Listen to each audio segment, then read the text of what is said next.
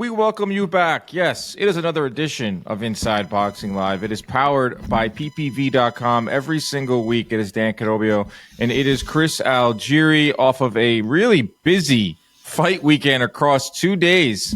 Friday night with the top-ranked fights, Saturday night with the zone fights. Chris, you had a Pro Box show. I'm heading out to Dallas, Texas for Mike Tyson. It's a Mike Tyson fight week versus Jake Paul. What is going on in this crazy world of boxing? Let's break it all down. How are you? I'm good. Rocking my old throwback Spike TV, Spike Studios hoodie. Spike, this is a real throwback, guys.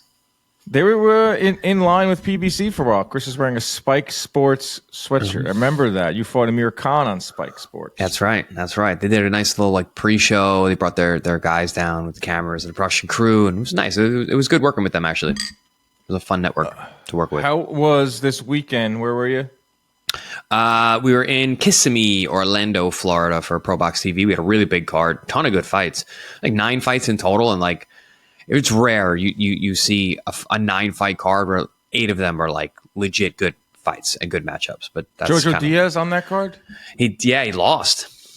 He lost Abraham Montoya, which is to me just enough for Jojo Diaz. I know. I thought I had him winning, but it was a close fight. But yeah, that's not a good look to lose. Google to him and see some of the legal issues that he's in. I'm not trying to.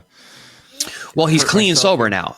He's sober now, so that was the issue. I know. He was actually he did his rehabilitation at White Sands Drug and Alcohol Rehab Center, which is owned by Gary Jonas, who owns Pro Box TV. So it was related. On site. He got literally was at the center and then would go to train at the gym right next door, on the same property. It worked out, but unfortunately, he didn't get the win. So yeah, I saw they were this big boxing scene was rolling out a big story about him, how he's his rehab and all this. I'm just all right, this guy do some pretty heinous things, but whatever. Let's move on. Let's get into the boxing news. There's a lot. Let's get right into it because there's a lot to dissect and break down from what was a really busy weekend. A lot of big fights with big names that are going to have ramifications down the line. We'll start with Friday night and Keyshawn Davis. We'll start with Friday or Thursday morning with Keyshawn Davis and Gustavo Lemos. Gustavo Lemos comes in at 6.5 pounds overweight, which isn't your 0.5, but isn't your 1 pound over, your 1.5 pound over, which gets the ire of boxing world and boxing fans when you come in 0.5, 1 pound, 1.5 pounds over. That's one of the worst things you could possibly do. 6.5 pounds over. That's a clear, calculated move, something that we've been seeing in boxing over the course of the last couple of months, and even longer, but in the last couple of months between Ryan Garcia, Jesus Saracho on Saturday night's card against Ernesto Mercado, blew through the weight. I don't know if that was on purpose, but it seemed like Lemos came in overweight to get an edge. This is a guy that was fighting at 140 at some point, 138. He's missed weight before. He knew that Top Rank wasn't going to cancel this show. He had some leverage, what I think makes it even more despicable because it was in Keyshawn Davis's backyard, and there was a lot of fans coming, and they weren't just going to, close down the whole show. So obviously it backfired because he lost, but I was disgusted by this. I hate this trend. I hope that there's something we could do more than just take them. I think he lost $100,000 or even more. I think that's not enough because that was a calculated move by Lemos. Yeah, I mean, luckily everything worked out, and that he still lost and got really blown out. But we were talking about this prior to it. This is crazy. It's a really bad sign, a bad precedent to set that these guys are willing to do this. And the fight goes on, and they still get paid and get to work. Blowing it by 6 pounds, dude. That's the fight was going to happen. You were just looking for an extra advantage. Because he didn't look like he really even tried to make weight. He didn't look like he was all sucked out or anything. And he's not a big guy. He's not even a big 35 pounder. So kind of weird situation. But listen, it all worked out. the boxing gods shined upon us for that one. There's a saying in basketball: "Ball don't lie." If it's like karma, ball don't lie in this situation because he got blasted. Keyshawn's skills don't lie. Apparently, exactly. That kid. We'll get to that in a second. That kid he's a guy now. He's not a kid. That's a grown man. But he comes in at 155 on fight night, which is interesting too because Keyshawn Davis fought a junior middleweight on Friday night, and Lemos. There's a lot of discussion about the weight issues. There's a lot of discussion about weight bullying. There's a lot of discussion about rehydration. I think a lot of it came into the forefront with the Tank and Ryan fight, which was a mainstream fight, which was a fight that brought in casual fans, where a world famous rehydration clause that you have Ryan Garcia talking about all fight week long. And that just like kind of brought it up into the eyes of casual fans, but a lot of hardcore fans don't really understand rehydration and what that all means. But 155 for Lemos on fight night is kind of crazy. I don't know, where do you stand on this? Because you're the fighter on this panel. Like, what is the proper weight to gain from weigh-in to fight night? Should be about 10% of the weight class. So if it should be under 10% of the weight class, and you should always kind of hang around that anyway. So if it's 140, you got like 10 to 14 pounds. You're going to see guys, but like that means you should be in camp around 55. You should get under 150. But on fight night, anything more than once you go beyond 10%, then you're looking at like him 155. But really, it's a 135 fight. So that's 20 pounds. I'm terrible at math. That's more than 10%, right? That's more than 10%. Yeah. So, because he went, if you really think about it, he never made 135, but that was a 135 pound weight class. Okay. Let's just say like Devin Haney comes in at 140, Chris. Devin Haney comes in at 140. Plus 14 pounds would be the max. Plus 14? So should be the max. So 54 should be your absolute max. Because I've seen this all the time. Like, guys are like, oh my God, what's up? Lemos came in at 155. I don't hear you crying about Devin Haney or David Benavidez coming in 20, 25 pounds over. I was like, guys, like, rehydrating to that level doesn't equal success. Right. It doesn't. That's what I'm saying. Like after over 10%, it's not helpful anymore. Then you're putting on too much weight. You're not the same body, and you're not going to fight that well. And we see that, and that's why people are like, oh, they should put rehydration clauses on everybody. Nobody should be getting like, I don't think so, because I think at the highest level, it's not about weight bullying. It's about skills, and we saw that on Friday night, rather. So it's up to you, really, as a fighter and your team to figure out what you want to rehydrate to. So, I mean, you have done this before. I mean, this is your wheelhouse. You're very educated on this. 15 plus pounds, around there should be the weight. But going back to this act of blowing the weight and for an advantage, it pissed me off so much because I was really looking forward to this fight, and I thought that Lemos, coming off of a loss, but he was really tough, really game. Took Hitchens. I don't know what you think of Hitchens. I think that Hitchens win doesn't look so good now. Keyshawn did, but it was at the time it was a good win or a good performance from Lemos, and this is a tough guy for Davis to fight. This is a real measuring stick for Davis. Then I hear about the 6 pounds, and I'm like, what the heck is this fight now? Like, this is just save face type of fight. They're talking about potentially getting a replacement. But I think there needs to be stiffer penalties. Like in Japan, if you blow weight by that much, you're banned. Like, you're done. I don't know if ban for life is ever going to work in the U.S. Like, they don't even ban drug users. Maybe, like, I saw someone float out there, like, you're down a point in the ring. If you're going to come in overweight as an advantage. You can't do that because really you're looking to get an advantage anyway. You're looking to knock it out. So when we think of it historically, you think of Jose Luis Castillo in the rematch with Corrales. The first fight was a fight of the year, back and forth, crazy, crazy good fight. Rematch comes in, Castillo blows the weight by like I think 3-ish pounds or whatever. He goes in there and knocks Corrales out in 2 rounds. So if you could have given him 10 points, it didn't matter. Like he's still going in there and knock you out. There's just something so wrong about one guy making the weight and going through the hell, struggling, suffering. We all struggle to make weight. Those final 4 pounds, 3 pounds are the hardest. And bro, that final pound really sucks it out of you. I can't even imagine, bro. And Gustavo Lemos is sitting there with his feet up, eating some pasta, watching Netflix, laughing, while Keyshawn is in a freaking sauna spitting into a cup. Yep. And that's in his mind. Oh, $100,000, a couple $100,000. No one thinks I'm going to win anyway. If I win, I'll get bigger fights. I don't like what it's setting. I don't like this. Like you said, the precedent it sets is horrific. And Ryan Garcia really brought it to the light when he did it on a way bigger stage. And that was an advantage for him. And 100% advantage for him. Obviously, it didn't work out for Lemos. But is this going to stop B-side fighters of like Gustavo Lemos' ilk from doing this in the future? Well, I know Bob Arum, and this was a top ranked show. He takes this stuff personally. He's an old school guy. You got to make weight. So chances are they're probably not going to bring Lemos back anytime soon. And if they are, the price is going to be he's going to suffer, which he would have anyway. He just got blown out in 2 rounds by a guy, who's not known as a puncher. So, but yeah, I agree. I think there should be some long-standing ramifications after the fight. Maybe find your next fight too. If you fight under the same banner, and they find you again. I don't know. It's just it's an ugly mar on the sport for sure. Because you don't know. He never said I did it for an advantage. Like he didn't say that. So you can't. How do you prove that? Number one, because you can't prove it, and so then you're. It's a gray area, and you're kind of assuming. I mean, by the way he performed, maybe he just didn't train. It's because he's normally a very quality guy, and he's very durable, and he throws a lot of punches, and he's a nightmare. He gave Hitchinson hell for 12 rounds when they fought last year, and I don't know. Maybe he just didn't prepare for this fight. Was not in the right mind space to train properly. Because when you look at that performance, it didn't look like he was going there for advantage. It was terrible. Like he had no punch resistance. He didn't do anything in the fight and got blown out.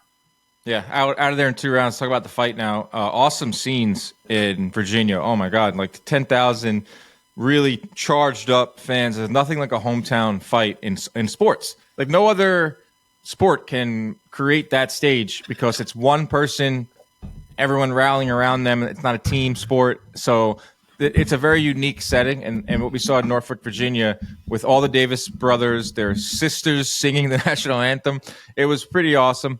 They get to the fight, and Keyshawn just blows Lemos out of there. These stab jabs to the body, precise punches. Just looks so poised for a 25-year-old. I thought that on Friday night, Keyshawn Davis was his coming out party. It's really cool to watch a fighter take that leap from, prospect to contender, make that leap into the forefront where we're now going to be discussing him and not going to be watching. It reminded me of like Teofimo Lopez when he came on the scene, and he had some big wins early on, knockouts, and then all of a sudden, you become a player. All of a sudden, you're we're talking about you. The boxing scene's writing about you.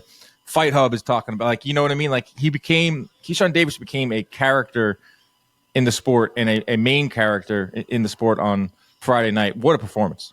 I mean, this was supposed to be a test, and he passes it with flying colors, blows out this guy who's supposed to push him, who's supposed to expose him. And Keyshawn, I mean, goes out there and looked as good as he's ever looked against the toughest opponent he's ever been in with. You mentioned Teofimo, and I think his breaking out party was, the coming out party was Richard Comey. That big second round knockout, straight right hand, that was a title shot. Win too. Yeah, I thought that too. But that was when everybody was like, yo, this guy is not just now a world champion. He is a pound for pound force. And I guess the Magdaleno fight too for Teofimo, that was a little more similar to this fight because he looked phenomenal in that fight. Blows him out, former world champion too. So, it's cool to see the coronation of this young man, especially doing it at home.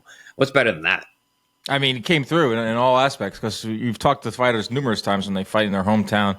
I talked to these guys that are fighting on club shows, and they're like, "Oh, it's a lot of pressure." You've done it, Chris. It's a lot of pressure, but when you come through, I mean, you can't feel any cooler. Like he looked like he could have levitated out of that ring afterwards. He was so charged up with his entire family behind him. It's such a cool scene, and just going back to the fight, like the thing with Keyshawn. And with the weight and everything, with Lemos especially, well, we heard this about Keyshawn before the Lemos fight, was like, oh, he doesn't have that game-changing power. He's a very good boxer. He's a silver medalist at the Olympics. But what is he really about? Does he have that power? Is he going to go up to 140 one day? And will that power translate? Can it keep some of these 135 guys off of him? And I think that question was answered. Because, Lemos did put a damper on this whole event. He put a dark cloud over it when he came in overweight, and it kind of was like, all right, how do we gauge this win? But I'll tell you what, Keyshawn Davis stopped a 155-pounder in there. It was, bad game plan, skills or not. I think we can now say that Keyshawn Davis does have that power in there. He might not be known as a power puncher, and he may not do that, for the rest of his career, but he does have it in him. Would you agree? Yeah. I mean, that's one of the big questions that was answered on Friday night with Keyshawn. That was really the only question about Keyshawn because obviously his skills, you see his amateur pedigree, you see what he's able to do with the pros. Next, the question is going to be his chin. That's all that's really left. Obviously he can punch. He's knocking out world class guys. And we've seen good physicality from him prior to this, but the next one is that chin. Let's see if he's got the beard to go with that punch. All right, so he gets the win, and he does it in grand fashion, and that's the type of win that will accelerate your development. That's the type of win that will accelerate your expectations. I'm one of those guys that always looks for what's next, and immediately after the fight, my brain starts working. Immediately after the fight, Keyshawn Davis mentions Gervonta Davis's name. Davis on Davis action here. I got another Davis in the mix. Knock, knock, he says. And then he goes even further. On Sunday night, puts out an Instagram live where he is just trashing Gervonta Davis. His resume is weak. He's a prospect. Just going full court press for that Gervonta Davis fight. I don't know if Keyshawn Davis will get that Gervonta Davis fight in the next calendar year, but I will say this. Keyshawn Davis is definitely on the radar of Gervonta Davis, and that's a very good thing for boxing. Gervonta Davis is the king at lightweight. He is the king. So therefore, he needs dance partners. He's like 30 years old. We should be excited. If you're a Gervonta Davis fan, you should be excited that Keyshawn Davis is emerging. If you're a boxing fan, you should be ecstatic that Gervonta Davis has some dance partners, and Keyshawn Davis being one of them, who is really good, who is very marketable, and could eventually square off with Gervonta.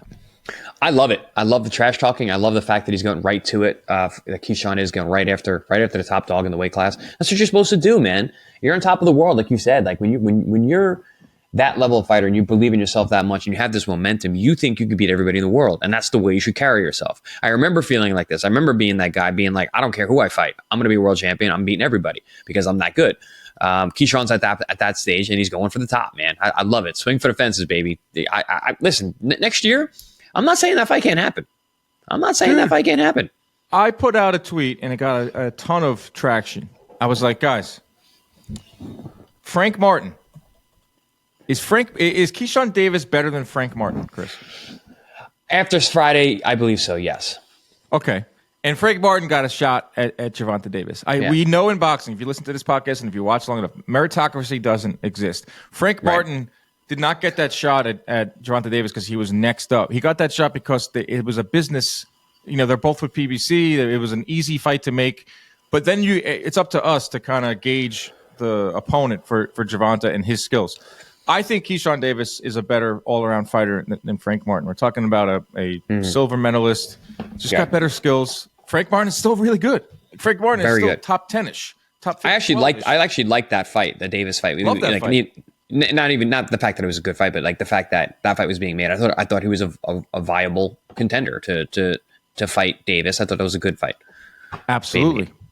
The point I'm getting at is, why are you telling me? Why are there fans responding to that tweet saying you're out of your mind? Keyshawn Davis doesn't belong anywhere near Gervonta Davis. Gervonta Davis would wipe him out, keep him far away. Keyshawn Davis isn't nearly as good as Frank Martin. Your recency bias. He just beat a guy coming off of a loss. He just beat a guy that didn't train. Can't we just look at this situation and say, oh, this is fun? Use your eyes. Like Keyshawn Davis versus Gervonta Davis. I'm not saying it's next. I'm not saying that a win over Gustavo Lemos gives you a shot at Gervonta Davis, but it's not that crazy to think about in a year, 18 months. I'd like to see Keyshawn fight Frank Martin. I think that would be a good logical next step. And then if Keyshawn gets past Martin, now is he viable? Now is he worthy of fighting Davis to you guys? I would think that would really put his mark down. I am that dude. I wish boxing worked like that, because that would be an awesome matchup. That would be it makes too much sense, Dan. It's too rational, so obviously that won't happen. But imagine the storylines for that. That fight would be great. That fight would be awesome. I think it would be an interesting fight too. Frank's physical, man. He's tough, and he's a good boxer as well. So I think that's a great. It wasn't a slight on Frank Martin at all. I was just doing I was just trying to in one concise couple sentences. Where's he been? When's he coming back? That's another thing too. It's like I don't know what happens to some of these guys after a big fight. They kind of disappear. That's why I really like Jaime Munguia. After my first loss and I got the bag, I fought like 4 months later against Amir Khan. Like I came right back. I don't understand these guys when they lose and they make a bunch of money and then they just disappear. I don't know if it's the promoter issue. I don't know what's going on with that, but you got to come back, and that's why I really like what Jaime Munguia is doing. He just announced another fight this December. He's squeezing in a 4th fight this year. 4 fights. So cool. He fought John Ryder. He fought Canelo. He got millions of dollars to fight Canelo. He fought again recently. It's I think September, and now he's fighting in December. That's how you get better. That's how you stay. That's how you maximize your earning capabilities. That's how you stay in the public eye of boxing fans. It's really easy to be forgotten about in boxing because there's no schedule. There's no way for you to stay in the news unless you're Ryan Garcia. You do crazy stuff. That's the only way you could possibly stay in the news in boxing is to act up. Yeah, but with Keyshawn in this next fight, like I'm not saying that Keyshawn versus Gervonta Davis fight is like next up, but like let's get excited here that we have ourselves a viable guy. Like how many times have we seen some of these guys getting knocked off, like in big fights, getting blown up in smoke, like Tim Tszyu. But also, recently. Dan, like nobody wants to fight Davis. we got Lomachenko not just literally being like, nah, I'm good. I don't want to fight him. We got these guys that now, like you said, we have a guy actually chasing Gervonta, not the other way around. So yeah, I like it. Why not like that? Really good point, Chris. And I like that he's using the Ryan Garcia textbook here by just putting pressure on Gervonta and really I don't think he's going to stop either. The thing with Keyshawn is that he is very well spoken. He's not afraid of the cameras. He's got Top Rank behind him, full bore. I would say if there was like a power rankings of importance at Top Rank, he's way at the top right now. Especially going forward, especially with how Teofimo's in litigation. Tyson Fury is on the way out. Terrence Crawford is gone. Shakur Stevenson is gone. Keyshawn Davis might be number one. He might be the most important fighter on the top-ranked roster right now. Did you hear what Bob said prior to the fight? He goes, "This is our next superstar." Like when Bob says that, dude, that's a big. When I read that before this fight, I was like, "Wow, Bob's going out on a limb here," because I thought this was going to be a tough fight.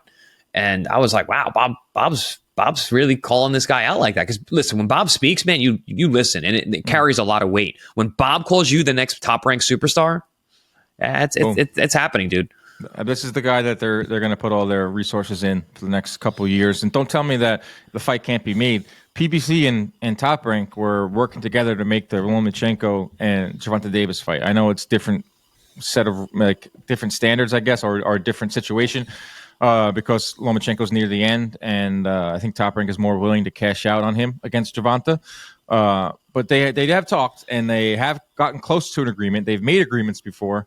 We don't know exactly what's going on with ESPN and Top Rank for their future, so I would not be shocked. I'm just excited that there's another name out there that in a very deep division can get in. Yeah, the WBO route for Keyshawn is interesting because he's ranked 3rd in the WBO.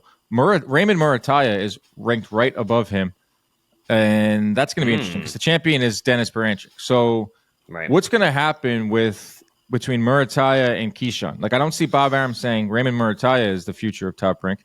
I don't see him getting this type of hometown exposure. I don't see him getting these type of chances. So I think what we're going to see, Chris, is Keyshawn Davis potentially fight Dennis Baranchyk. That would make the most sense, and I absolutely hope that happens. Because then fans, a lot of fans were like, "Can you win a title first, Dan, before you're coordinating this guy?" I was like, "Okay, like I know what I could. I know my eye. Like I know what I could see with my eyes with Keyshawn looking great. Yeah, he will get the Baranchyk fight, and he will beat him. And then what? Then you can't deny this guy because he's got a belt."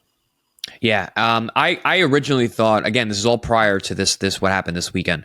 I thought Murataya was going to get the Baranchyk fight. He's got more fights. He's, like you said, he's higher in the BO.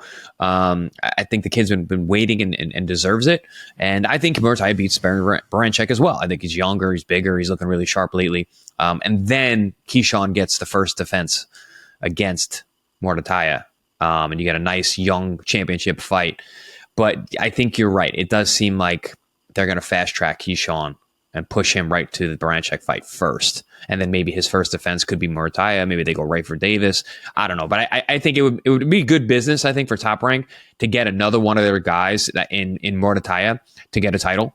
So take that belt off Baranchek, get that win, and then it ups his value. It ups his sticker, and then he fights Keyshawn. But we got to see what they're going to do because they can do it either way. But regardless, I think Baranchek is the mark of the division. Murataya, these young guys that's the guy they want. And he's going to be a chip for Top Rank to get their guys a title. Baranchek beating Navarrete just set up so many. What a wrench! That messed so many things up within the plans for Top Rank. That's the beauty of Baranchek's nickname should be Banana Peel. He messed it all up. He sent massive headaches through that Top Rank office. We'll see what happens. He's a pretty good fighter too. We're not knocking him. Like he's actually pretty good. He's a scrappy, tough style to deal with. He's just in a really, really deep division. Yeah, and I haven't heard his name. Like he's just like he's not coming up in any discussions. He's not coming up in any rumors. They will because the BO is not going to sit there and let that money sit out there. He's got to make defenses. He's got to be in these fights. They got to get paid. And also, like the WBO is very much aligned with Top Rank. Like Bob will make some calls. Yeah, and what did you say? You said they were 2 and 3, Murataya and Keyshawn. Yeah. I mean, I beat a top 3 guy to earn my title shot. So you got to remember, it's not necessarily just the guy who's number 2 or number 1, whatever. Right. They look at that and they kind of figure out who should get the shot. Either way, we're going to have some fun fights at 135. Abdullah Mason, did you watch this? Oof. Oh my God. Oof. This was like low-key fight of the year, low-key round of the year. Like, holy crap. He gets dropped twice. He drops his opponent with an unbelievable hook that I can't stop watching about how his opponent fell. His opponent had a crazy haircut, too. That was just a lot of action packed into 2.5 rounds. Mason ultimately gets the win. A lot of questions came out of this. Questions that we didn't think we were going to have to ask after this type of fight. I thought he was going to walk through them. But, I mean, his chin, I don't know what his chin is, but I'll tell you what, he got up. It didn't faze him, and he took his guy out. But are you going to question Abdullah Mason's chin now? Yeah, we do. And that's just the nature of this sport. But I will say this, from a boxer standpoint, it didn't change his approach. It didn't deter him from throwing that uppercut from the outside. It didn't deter him to try and knock the guy out. He got clipped a couple times. He got rocked even when he didn't go down a few times. But he was trying to get that guy out of there, and I respect the hell out of that. Yeah, his chin got checked a little bit. Yeah, he went down, but he got up and he acted like a champion's supposed to act. So you can see some negatives here, but I see some positives as well. We don't know what this guy's going to be. Like, we only know the hype. We only see what we can see with our eyes. Like, he's very skilled. He's got power. He's got that killer instinct. He's got everything. He's got pedigree, amateur status, big-time promoter behind him. That's all checks out. But what we have to see in the ring is, like, that's the beauty of the sport. It's like we're going to figure some stuff out. So is he going to potentially be a Felix Trinidad type of guy where he's in firefights, like his chin gets checked, he goes down, he gets up? Or is he going to be some guy that we just, this is like an aberration where he gets hit once? Like, I'm very curious to see because we don't know. Well, remember De La Hoya? He got dropped a lot early in his career. First round usually got, it happened multiple times on his way up. And no one ever brings that up. De La Hoya has a fantastic chin. He's got one of the best chins, in recent years. So it's not a huge knock. I mean, people are going to look at it like that because when you got a guy who he's under the microscope because he looks so goddamn good. There's going to be people saying that, of course, but it's historically we've had plenty of fantastic fighters that have come up and got dropped early on in their career. It's part of the game, man. This is professional boxing, man. They're not playing. They're not playing pity pat in there. And that dude he's a good fighter. Did you call the fight with him and Ertenbout in Sony Hall? Yes, I knew that. Okay, looked familiar. Yes. So we've had Ertenbout on our air. He's excellent, absolutely excellent. Was he dominating that whole fight and then stopped them late, or was it like a scrap? It was a scrap. Like Ertenbout, like you've seen him fight. Like he can get himself into some tricky situations, but that guy's game. Like that guy, I looked familiar. I called his fight with Charlie Suarez, and I was impressed. And Charlie Suarez just had that huge KO a couple weeks ago. But yeah, him and Johan actually had a really tough fight. Charlie, won pretty handily, but it was a very, very tough, scrappy fight. That guy can fight, so that was a big step up for Abdullah. He gets the win. We're going to keep our eye on him. It's a Saturday night match room. We'll start with Bam Rodriguez. Good gracious, Bam Rodriguez. Special. This kid is... We're watching greatness. You're watching greatness when Bam Rodriguez steps into the ring at 24 years old, taking out big-time names in the sport, taking out guys that have never been stopped and doing it in brutal fashion. This time it's Pedro Guevera, who had never been stopped in close to 50 professional fights. Bam takes him out inside of 3 rounds. Amazing footwork, just always in the right spot, so technically sound, power, pressure, aggression, angles. I mean, he's must-watch TV. Bam Rodriguez is top 5 pound for pound, and we're looking at a kid that just can't be stopped right now. He's so goddamn special.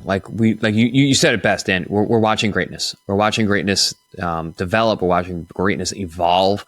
The kid stays so focused. I said this in one of our past shows. He's a very serious young man, and you see in the way that he approaches and why he's getting better.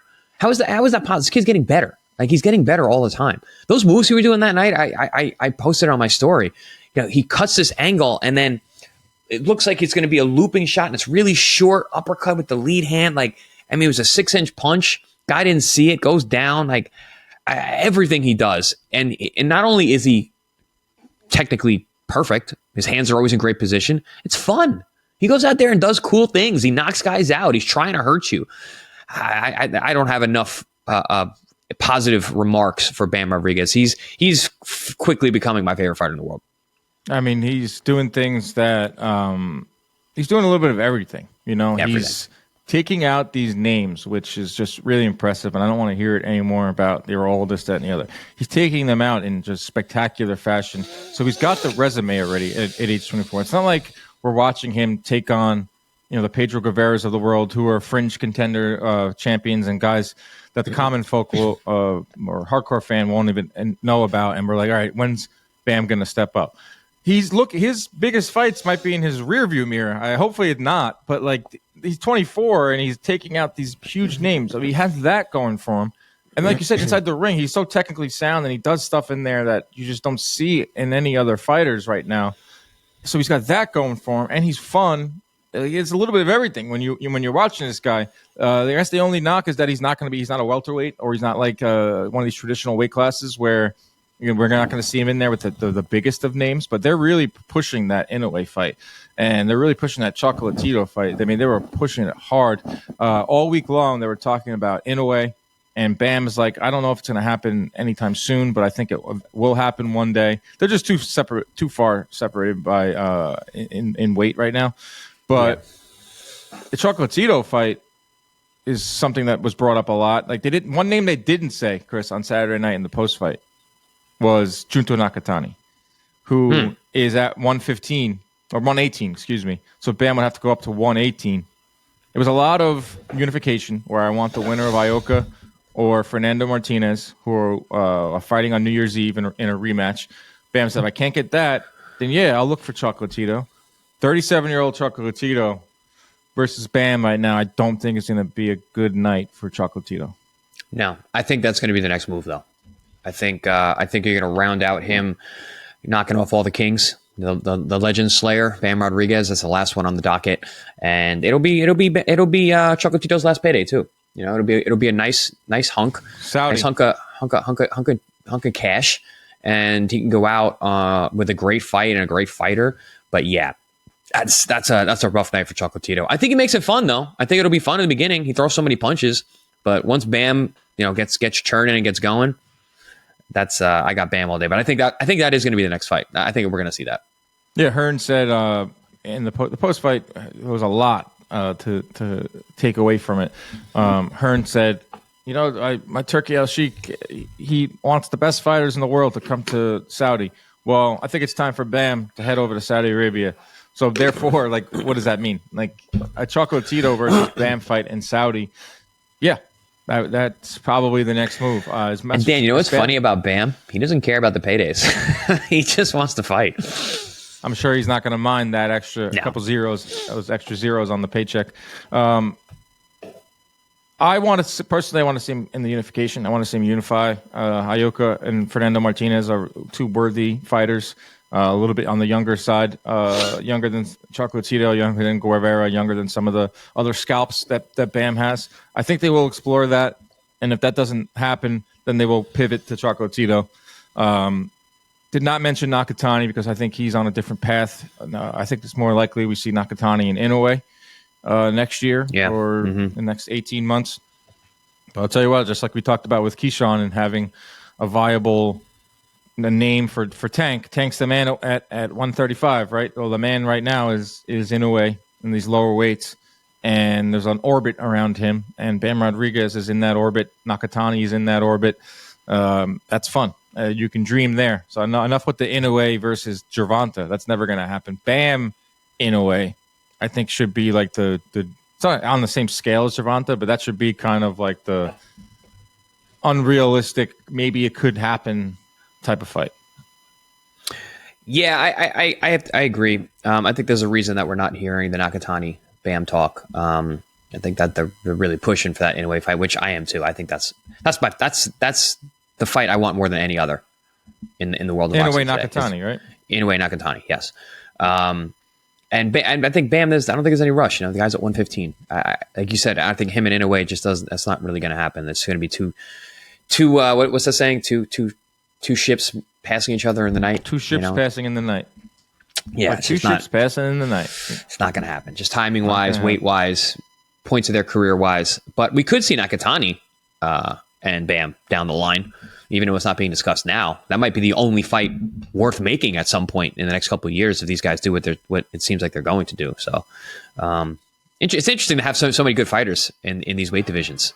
We're talking about flyweights. This is awesome. Like, it's great. Yeah, and I think Bam is being so young is like he will be more likely to climb weights. We've seen him do it before, so he could fight at 122. He could fight. He's just a little guy though. He's not like there's only so far you can go in terms of putting muscle on frame. Putting weight on.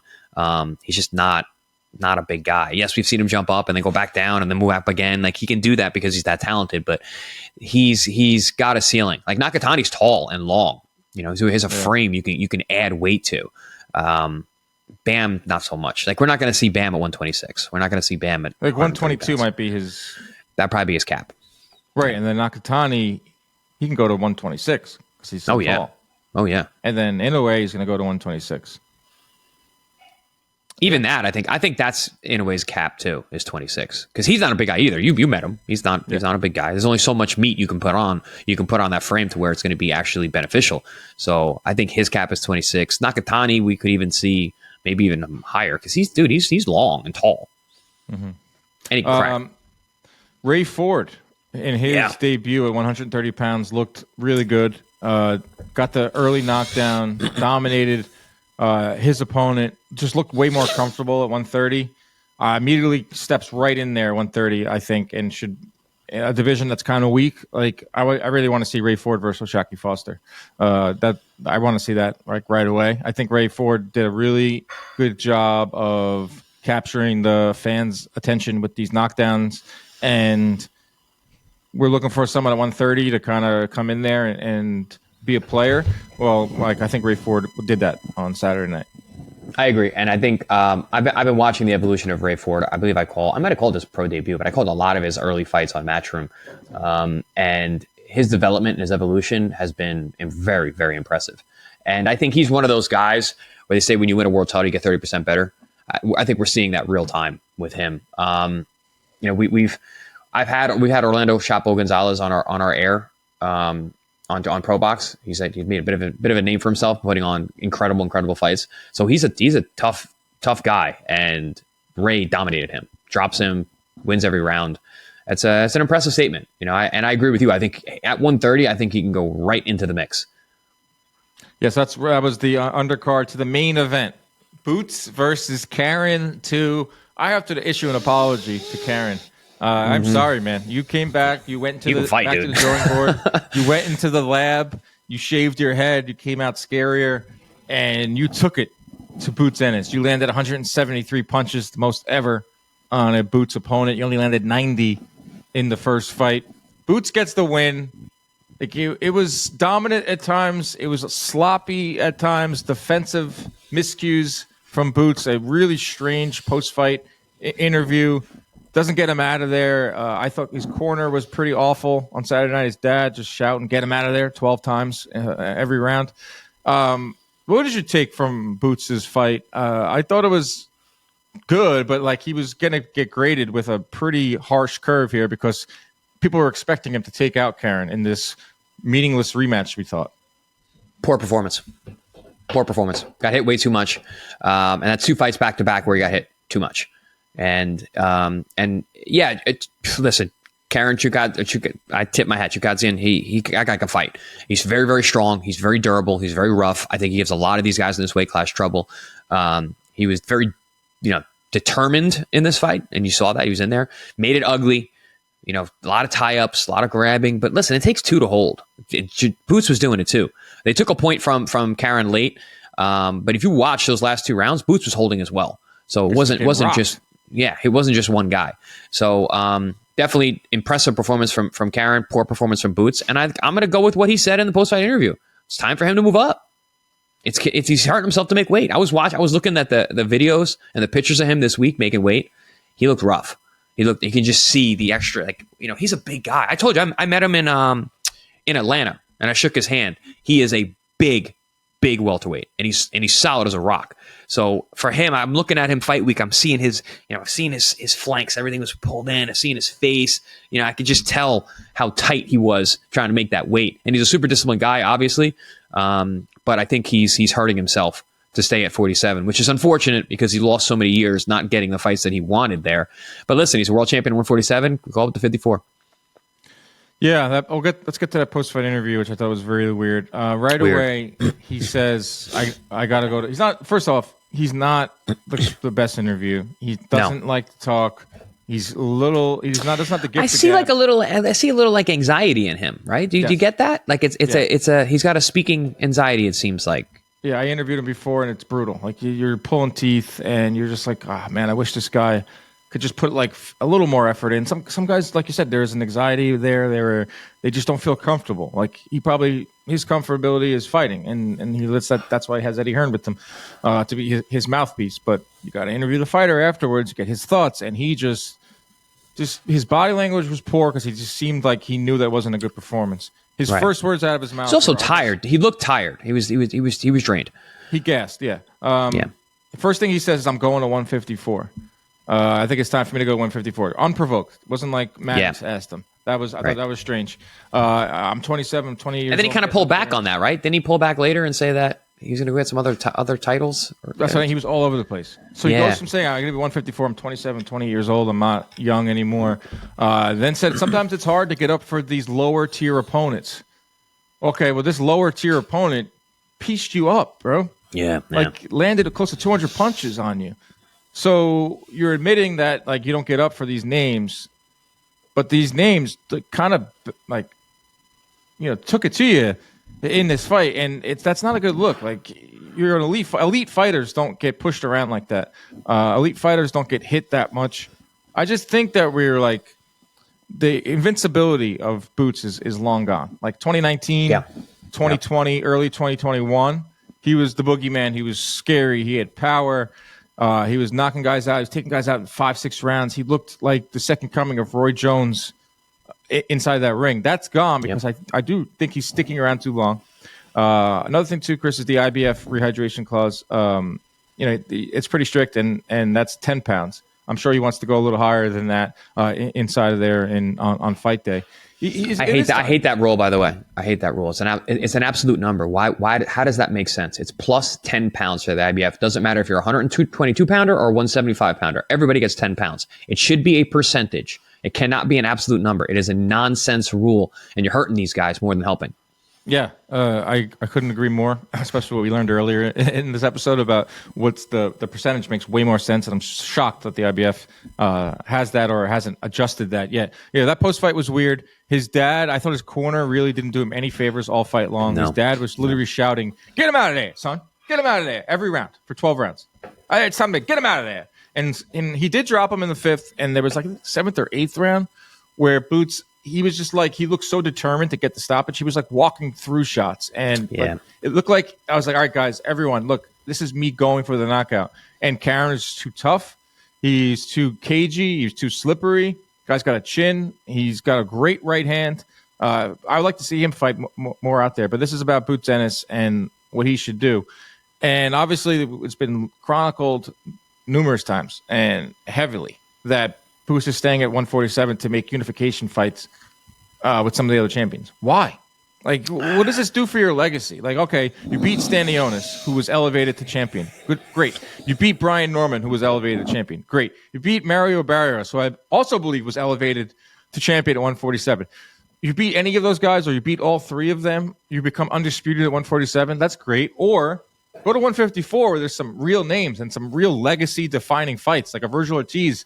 I think is a toss-up type of fight. Why are you saying at 147? Like, it's not like there's some name there that you like Crawford or Spence or some of the welterweights of yesteryear.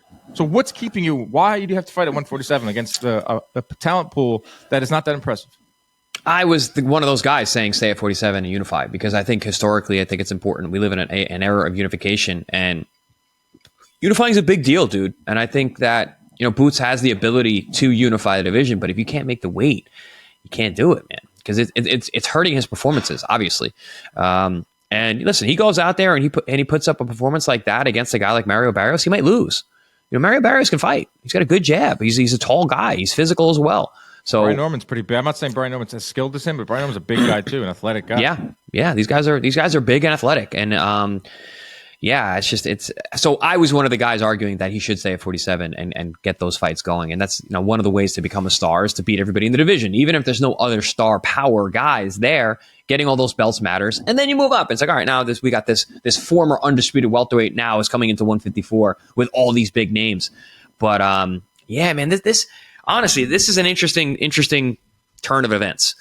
This, depending on what happens with Boots at 154, because it's such a deep division, even for someone as good as him, I don't know if he beats all those guys. This could be like a cautionary tale. Something we talk about later. Like, he was one of the best guys we ever saw, but he just couldn't really fit in. He was kind of a tweener. It's going to be really interesting to see how he handles 54, because like I said, these last two fights, he gets hit too much. You can't do that with you cannot do that with these 54 pounders. These guys are going to hurt you. Yeah. Just to go back a little bit to the undisputed stuff. I know you believe in how you become undisputed. Like, if you went one by one and you won all the belts, that's collecting heads. Obviously way more impressive than coming in and fighting doing a George Kambosos. Yeah, fighting a guy that has 3 belts, you have 1, or a guy that has all the belts, you have 1, you win, you become undisputed. But in this case for Boots, like, I don't think that there's a lot to prove. Yes, he would get first of all, the first belt he has is not. He didn't beat Terrence Crawford to get it. The IBF gave it to him. So from here on out, he's going to fight guys at 147 that aren't big names, guys at 147 that were also handed belts. So yeah, he becomes undisputed, Chris, and it could take years to do that. Like, win those 3 fights, years we're talking about, and at a weight that is not comfortable at, and he's 27.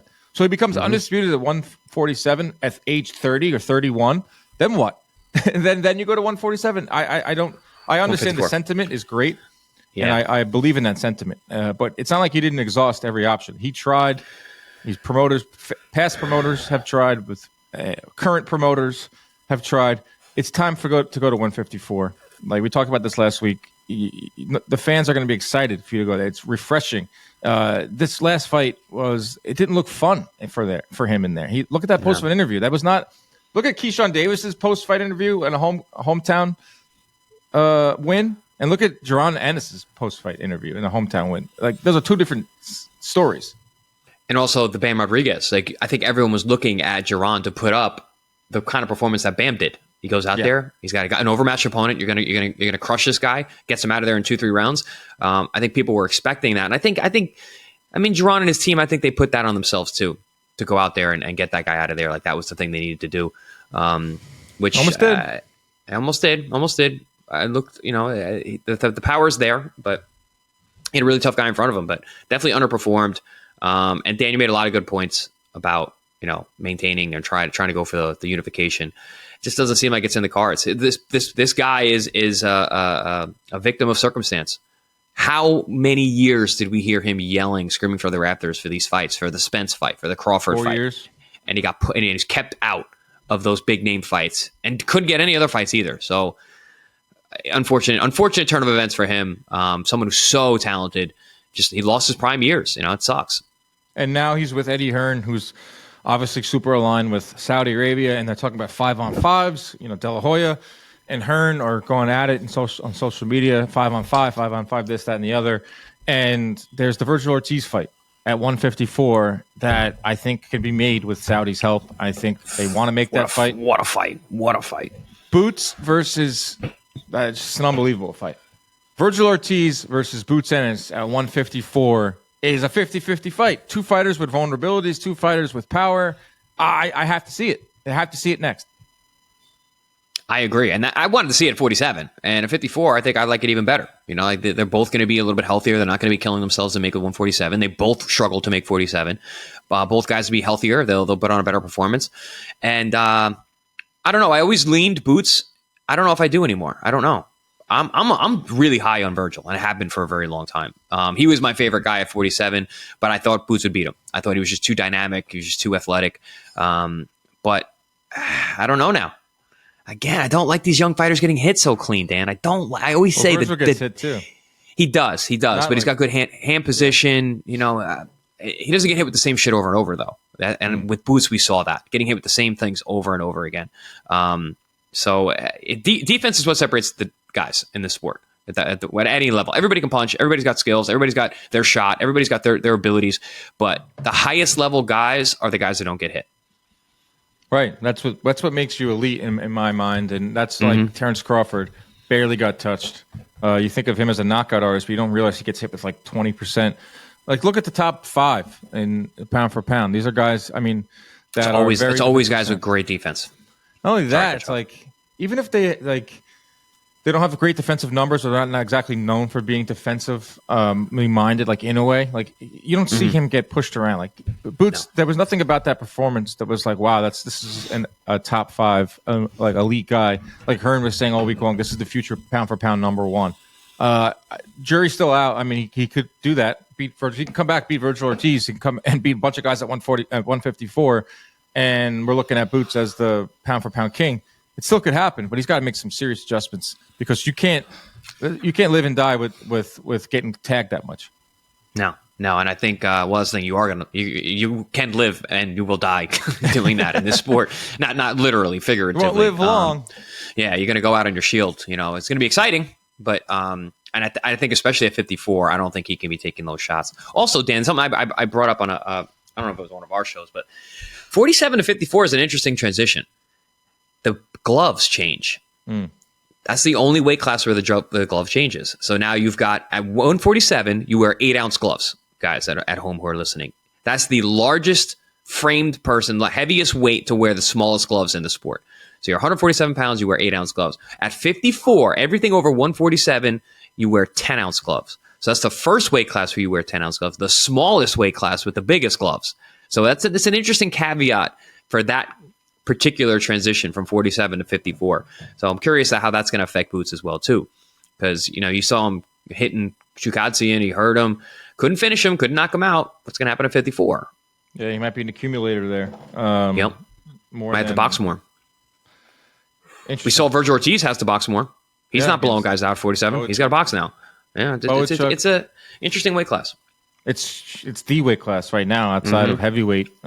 It's where so many young guys. You're going to see Spence there. Boots needs to get there. You did everything you did at 147. Your body's at its limit. There's no more people to fight. Go to 154. Even take an introductory fight there. It doesn't have to. You don't have to jump right to Vergil.